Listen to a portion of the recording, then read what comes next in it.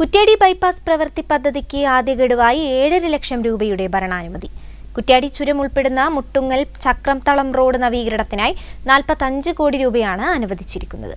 Kuttiadi bypass പ്രവൃത്തി ഉദ്ഘാടനം മന്ത്രി മുഹമ്മദ് റിയാസ് നിർവഹിച്ചു. കുറ്റ്യാടി ബൈപ്പാസ് പ്രവൃത്തിയുടെ ഉദ്ഘാടന സമ്മാനമായി കുറ്റ്യാടി ടൗൺ ജംഗ്ഷൻ ഇംപ്രൂവ്മെന്റ് പദ്ധതിയുടെ ഇൻവെസ്റ്റിഗേഷന് 7.5 ലക്ഷം രൂപയുടെ ഭരണാനുമതി നൽകിയതായി പൊതുമരാമത്ത് വകുപ്പ് മന്ത്രി PA മുഹമ്മദ് റിയാസ് അറിയിച്ചു. കുറ്റ്യാടി ബൈപ്പാസ് പ്രവൃത്തി ഉദ്ഘാടനം നിർവഹിച്ച് സംസാരിക്കുകയായിരുന്നു അദ്ദേഹം.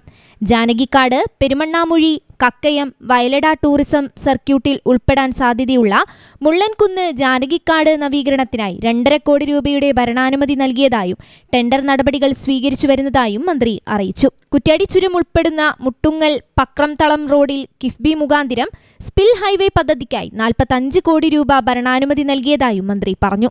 ഇടയ്ക്കിടെ ഇവിടെ ഓരോ പദ്ധതിയുടെ ഉദ്ഘാടനം അല്ലെങ്കിൽ പ്രവൃത്തി ഉദ്ഘാടനമായിട്ട് ഇവിടെ വന്നുകൊണ്ടിരിക്കുകയാണ്. ഇവിടുത്തെ MLA കൊണ്ട് ഒരു സൗകര്യമില്ലാത്ത സ്ഥിതിയാണ്.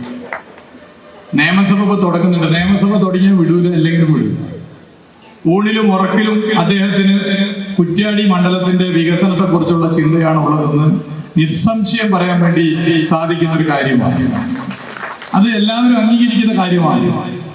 കക്ഷി രാഷ്ട്രീയ ഭേദമന്യേ എല്ലാവരും അംഗീകരിക്കുന്ന കാര്യമാണ്.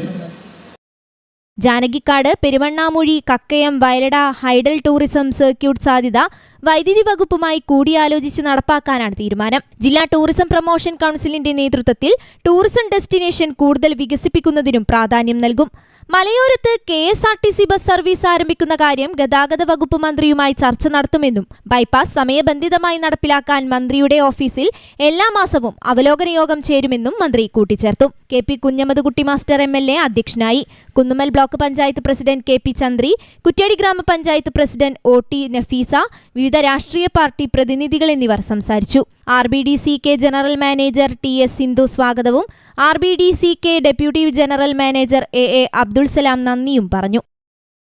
News bureau, Kuttiadi.